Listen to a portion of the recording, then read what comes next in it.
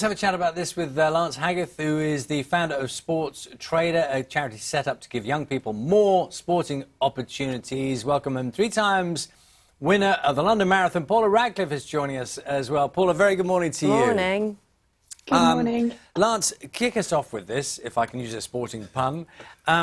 It's so important, isn't it? I mean, it's a real base of encouraging children to get involved in sport. Having kit is part of the package, isn't it? It makes them feel involved. Absolutely. It's so important. We all know the benefits that sport brings, both mentally and physically. And it's so sad that some children cannot have the opportunities, purely maybe because of finance or that there's not the facility locally.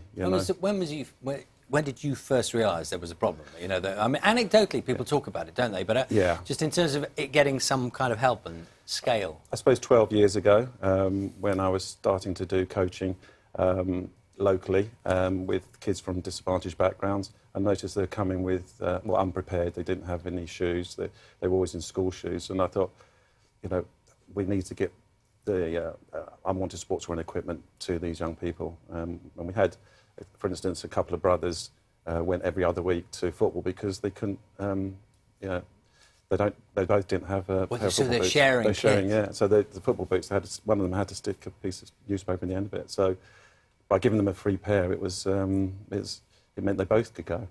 Paula, tell us, what attracted you to this? I think exactly as Lance has said, sport has such a power to make us feel better, to help children become more confident, to achieve more at school and to go on to learn more about themselves and to do better generally in life. But if they don't have the capacities to be able to start doing sport and to have a pleasant experience doing so, then it can really have repercussions later on. So doing what we can to make sure that every child has the access to sport and is able to play sport comfortably and with the right equipment gives them the best start and helps everybody to kind of start to overcome the negative effects of this pandemic on what children have been able to access sports-wise and activity-wise. I suppose also, Paula, I mean, the kind of running shoes you have compared to the kind of running shoes I have, I imagine are slightly different in technical terms. But if you start well and if you start knowing that you've got the right equipment, then it gives you the impetus to know that you can do better, doesn't it? And, you know, and work up.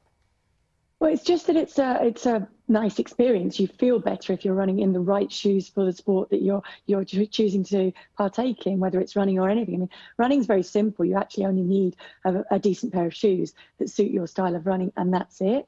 I can remember when I started at Bedford and County Athletics Club, we had a recycling, because kids grow so quickly, we had a recycling scheme in place. So as soon as you outgrew your spikes and your trainers, if they were still good, they got passed on to younger kids coming through at the club. And it's the same thing. It's just making sure that they have the basic equipment for the sport that they're playing. And it becomes more difficult as you go into more complicated sports that have a lot more equipment needed. Lance, I know sometimes clubs and even international teams get a bit of flack for always having new kit, and it's always very expensive, and young people, naturally, they want the newest or the best. Yeah. Are they actually on board the project? How are clubs helping? Yeah, clubs and companies. Some of them are, I must admit. Over the years, we've had some resistance from big brands.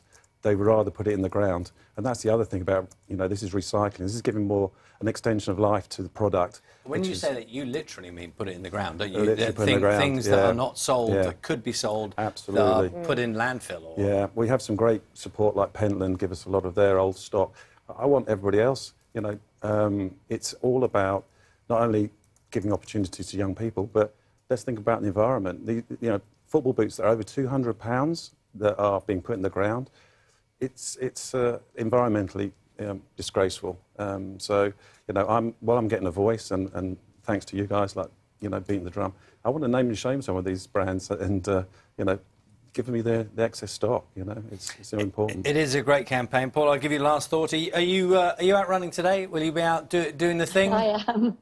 I will. I'll be out running, and then when I finish with my shoes, I will be passing them on back, as we did back in Worcester. Paula is actually going to do that, is she? Yeah, in fact, Paul, I must tell you this, but Paula, I've come from the same village as Paula, and she was one of the first people to give me her old kit, which then got redistributed. So thank you, Paula, and keep sport. Thank you. Everybody else, please help Kit Out the Nation and give us all your own unwanted It's a good sporting cause. equipment. It's a good cause. Paula, lovely to see you. Paula Radcliffe there. Lance Haggith, thank you so much My as well. pleasure. Thank you for having Yes, me on. and just some information. If you want to help out Kit Out the Nation by donating your unwanted